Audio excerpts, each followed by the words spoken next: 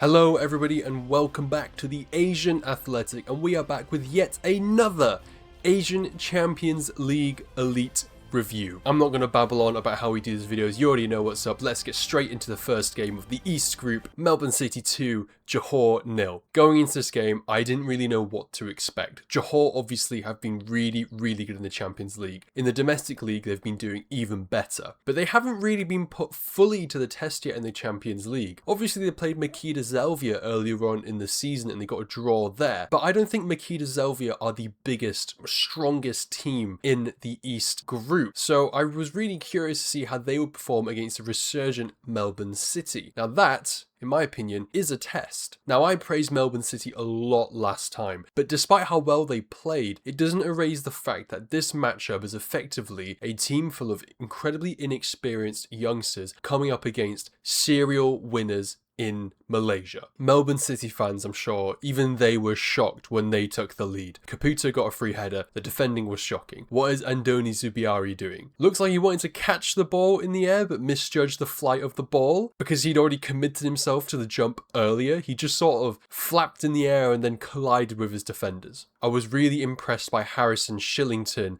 at right back. He played really well and kept Nacho Mendez quiet the whole game. But it wasn't just Shillington who I was impressed with. Besian Kutleshi also played really well. And may I remind you, he is 16 years old and only made his A-League debut a month ago. He played really well alongside the more experienced Behic and Ferreira. Whilst they couldn't stop everything, they still did a really good job at containing the Johor attack as much as they could. Whatever attacks that did get through them had to face the brick wall that is Patrick Beach. This man is unbelievable. Good reflexes, good command over his defence. He looks wise beyond his years, and I would say he is Melbourne City's best asset right now. But if we talk about the wider team, overall they look really good. 4 of Melbourne City's 5 substitutions were aged 18 or below. Andrew Nabbit was 32, but Mehmeti and Antonio were 18, whilst Beckham Baker was 17 and Besian Kutleshi was 16. Before this season started, I really did not give Melbourne City a single chance whatsoever, but they're really getting on now and it's so much fun to watch. The fact this really young team were able to contain Johor, a team with some of the best players in the Champions League, was something amazing. Johor didn't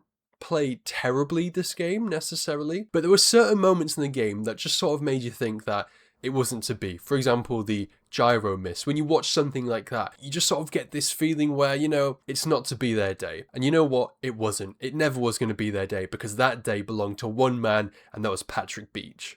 Gangwon 1, Machida Zelvia 3. I don't think anybody is too surprised by this result. Machida Zelvia were crowned champions of the Emperor's Cup last Saturday in a really good showing against Vissel Kobe. Machida Zelvia were also determined to bounce back after their disappointing loss against Melbourne City, and I think this was the perfect way to do exactly that. Gangwon, on the other hand, don't really have much to play for in the K-League. There's only one game left and it doesn't really count for anything. So I expected a bit more in this game, since they're playing with fire in terms of whether they're going to qualify for the next stage or not. And honestly, they didn't turn up. First half, they were being totally dominated. Machida Zelvia had all the chances and all the ball. Flat-footed defenders meant the Machida Zelvia attackers basically had the final third all to themselves. What makes this worse is that I don't even think this is Machida Zelvia's best 11 either, but they still dominated the ball. Second half though, and Gangwon came back to life. They retained most of the possession and created some pretty decent chances. And this isn't because Machida Zelvia became complacent, but more so the fact that Gangwon genuinely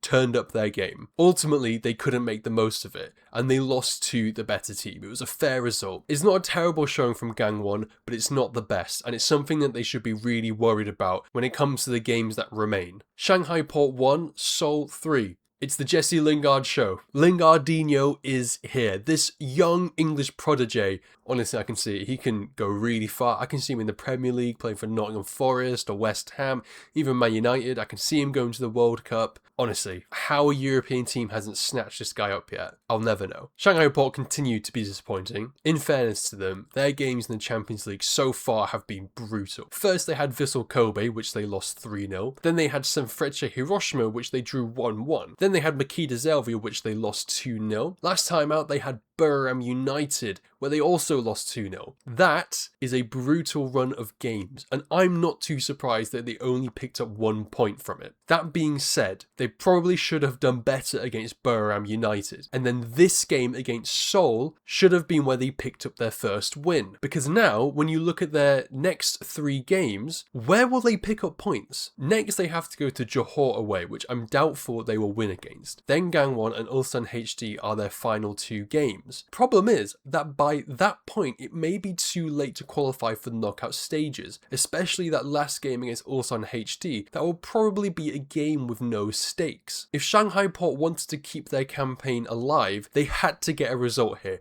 and they completely failed to do so. Defensively, they were all over the place. I cannot stress enough how badly they need new centre-backs. Shang Lingpeng, you may have been something in the past, but right now, you are getting turned inside out by Jesse Lingard. His performance was a proper, leave the football before the football leaves you kind of performance. I won't even give that much credit to Seoul's performance. They played almost identical to how they played last time. Only this time they played against Shanghai Port, who are more like the Red Sea, and Lingard Moses, because every time he would approach the defence, they'd open up on command. It's such a disappointing showing from Shanghai Port. I don't have too much to say about Seoul because, like I mentioned before, I don't actually think that they were quite good. Actually, I think the scoreline is quite flattering when you consider all of them were easy tap-ins against a defence with a combined age that matches the population of China. It is, however, an incredibly important win for Seoul. They will likely make it to the knockout stages, despite being a team I don't feel strongly about at all. For Shanghai Port, on the other hand, this is probably the end of the road for them. Chengdu Rongcheng won, Sanfrecce Hiroshima won. The last few weeks have shown the level that Chengdu Rongcheng are at. They are a great side and I love them to pieces, but they do not have the experience or raw talent to keep up the stamina needed to play a full title challenging season in the Chinese Super League and try and get out of the group stage of the Champions League. It's the sort of task that only the biggest teams in Asia can actually do, and unfortunately Chengdu are not at that level yet. However, their boldness and resilience, something that we've seen all season, came up in this game. They faced one of Japan's best teams. Sanfrecce have played very well this year. They have massively improved upon their performances from the ACL2 last year. They were one of the many teams challenging for the J1 League title until the final weeks, and yet they couldn't get past Chengdu. And that is because Chengdu put up a very solid defensive performance. It was rugged, it was persistent, it was hardworking, it was gritty. It's the exact sort of defending you see from a team that knows that they have both nothing to offer but nothing to lose. Last video I said that Chengdu would get battered by Hiroshima, and I think most people thought the same thing right before kickoff. With other Chinese teams struggling and Chengdu already showing their weaknesses, I don't think my opinion of the game had changed that much since the last video.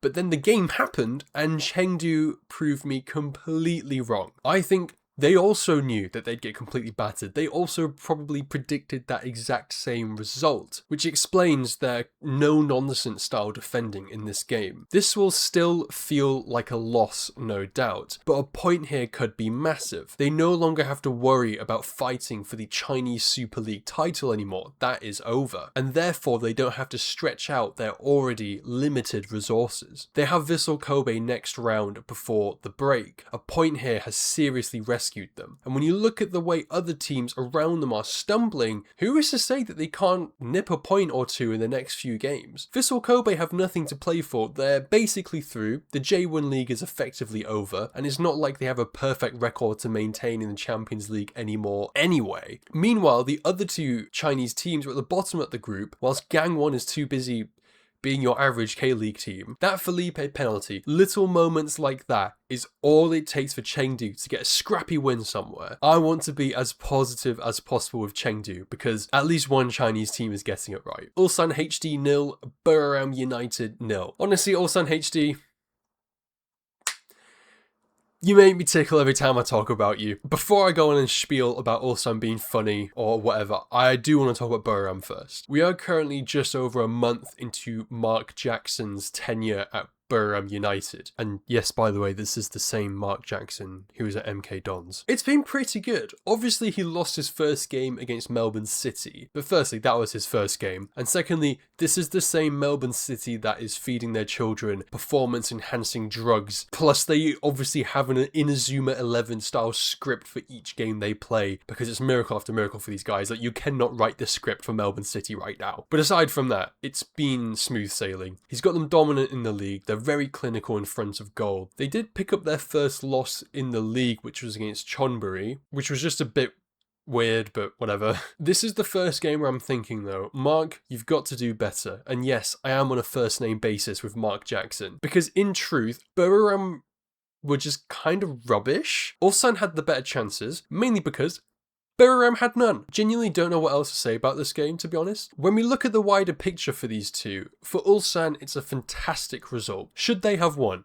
Probably. But Etheridge was solid, so he put a stop to that. But in terms of their position in the table, I think a draw is really good for Ulsan. They play Machida Zelvia next, which will be a proper task. The only team they've actually lost to so far was Vissel Kobe. I don't think that's a problematic result, if I'm being completely honest. For Buriram, however, the result is not so kind. They already lost to Melbourne City earlier, which I understand isn't too crazy because Melbourne have kicked on now and they've shown their best side. But in that particular game, Buriram probably should have got something, at least 1 point. They now play Gangwon next, and if Buriram don't beat Gangwon, it might be curtains. If we're being extra pragmatic, the final qualification spot really is between Buriram and Gangwon. Chengdu are the miracle team here, so it is possible, but really it's Gangwon or Buriram United. So it's either Buriram or Gangwon, so that game is a 6-pointer. Mark, my friend, get your boys in order, have them ready for the next game, because that low block, Brexit horrible defending you saw against Ulsan, you will see again when you play against Gangwon.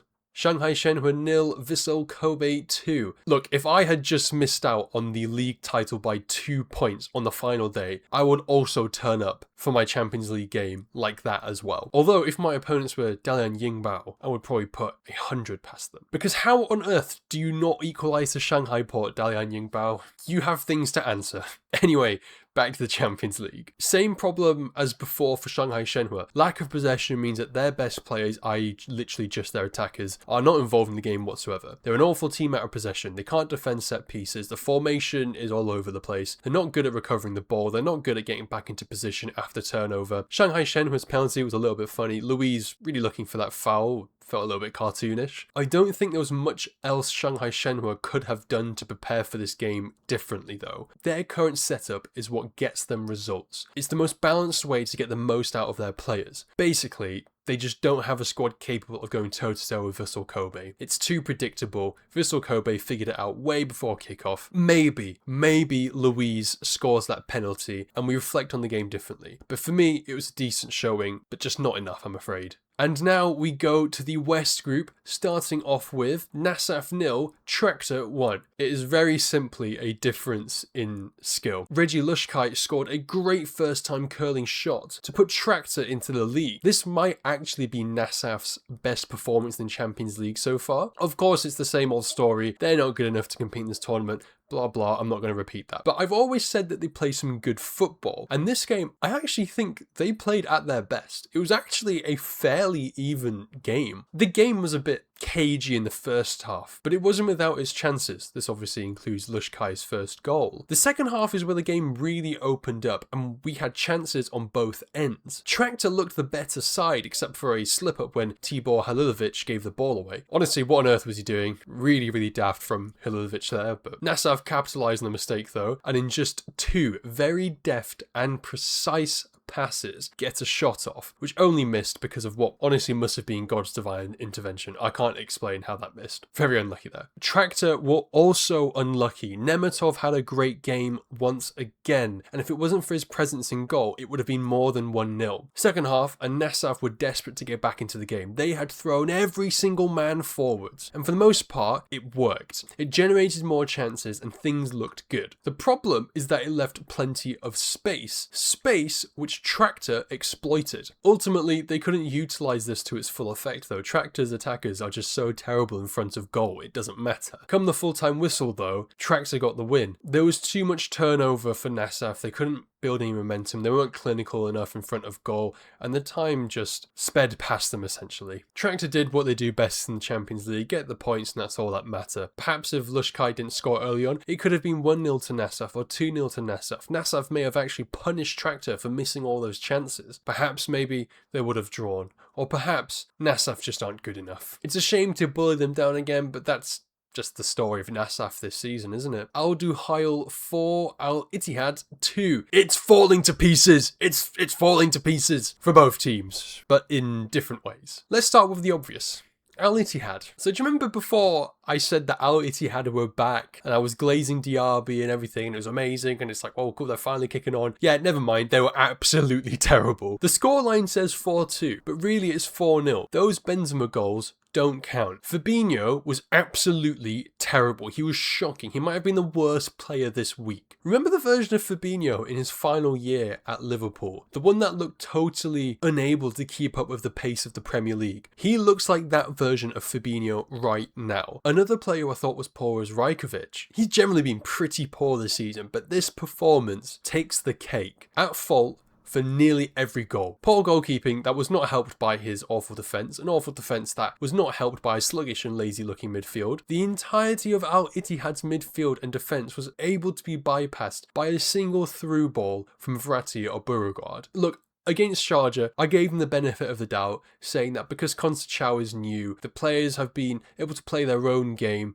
to their own talents. The individual freedom is what I attributed to their success. But by now, Al-Ittihad should really have a system in place. The players looked lost. They looked all over the place. I'm not impressed whatsoever. I couldn't see a system. I couldn't see what the tactics were. I just had no idea what was going on. Their performance in the Saudi Pro League hasn't made them look any better either. Oh yeah, by the way, did I mention Al-Ittihad had 68% of the possession and they did nothing with it. Al-Duhail, on the other hand, looked pretty good. Not out of this world, but fairly decent and solid. I mean, they won 4-2. They were able to effectively capitalise on Al-Ittihad's sluggishness. I'm really liking this midfield pivot of Verratti and Beauregard. We saw that last time round, and I think it's really blossoming now. Shame about their league position though. Shabab Al-Ahli 2, Al-Gharafa 0. Whilst Al-Duhail are struggling in the league, Al-Gharafa are flying in first. But that didn't seem to matter in this game against Shabab Al-Ahli. What else is there to say about Al-Gharafa at this point? They're just not good. Ages ago when he played against Shorta, I said that Al-Gharafa look complacent and not convincing at all. They haven't picked up a win since then, and it's because they stink. Which is weird, because they're currently top of the Qatari All-Stars League right now, which I don't understand, because these guys are honestly rubbish. How are they top? Seriously, get Mason Holgate and Gunnarsson out of there right now. Is Al-Gharafa just bad in the Champions League, or is the standard of the Qatari League just rock bottom? You guys will have to tell me in the comments below. But then, at the same time, Al-Duhail are bottom of the Qatari League, but they're doing really well in the Champions League. So I suppose you're either really good in the league but terrible in the Champions League, or you're really good in the Champions League but terrible in the league. Shabab Al-Ahli, they probably should have had 2 more goals. The only reason they didn't is because Khalifa Njai decided to turn into prime Buffon. Those were some incredible saves that he made. Too bad it came so late. If only he'd been able to do that with the first 2 goals, which I think a decent amount of people have been saying he probably should have saved. It's a pretty vital win for Shabab Al-Ahli though. It takes some pressure off the team. They no longer have to be worried about dropping out in the group stage. Not that I think they ever were, but the pressure that comes before every match is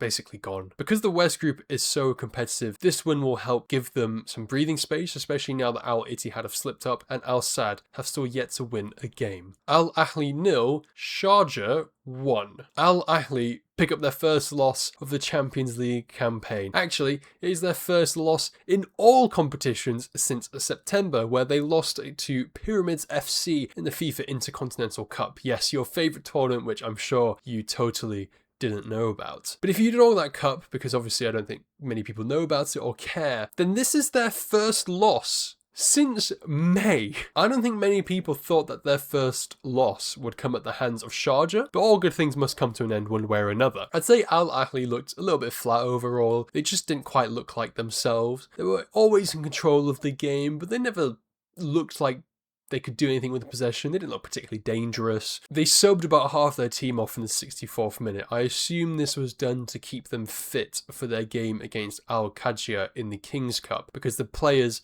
that got substituted are some of their key players. That being said, Mahrez was taken off, and I don't think his presence was missed. He didn't have a particularly good game. He didn't look very energetic at all. But let's talk about it, because I'm sure you're all waiting for me to talk about it. Yeah, I also have no idea what the goalkeeper was doing. What on earth is he doing? It's one of the biggest facepalm moments you'll ever see. He's totally caught in no man's land. Genuinely, really let his team down there, because there's no guarantee that Ousmane Kamara would have actually converted his chance. And Al-Ahli could have still won the game if it wasn't for this colossal mistake. At the very least, they would have got a draw and kept their unbeaten streak going. We can't ignore the fact that Al-Ahli overall weren't actually the best, but it wasn't the type of performance where I'm excitedly saying that they deserved the result or something. Really, the game was Sharjah versus Abdul Rahman Al Sanbi. As for Sharjah, this win has totally changed the outlook of their campaign. They have a good chance now to advance to the next stage. Al-Ahli, on the other hand, probably don't need to worry about anything. After their King's Cup game against Al-Qadsia, they played Damak FC, expect an easy win there. Then they have Al-Shorta back in the Champions League. It's a slight hiccup for Al-Ahli this year, but I think they're going to be just fine. Al-Wahda 3, Al-Sad 1. Al-Sad looked terrible. They looked absolutely awful. They might have been the worst team this week.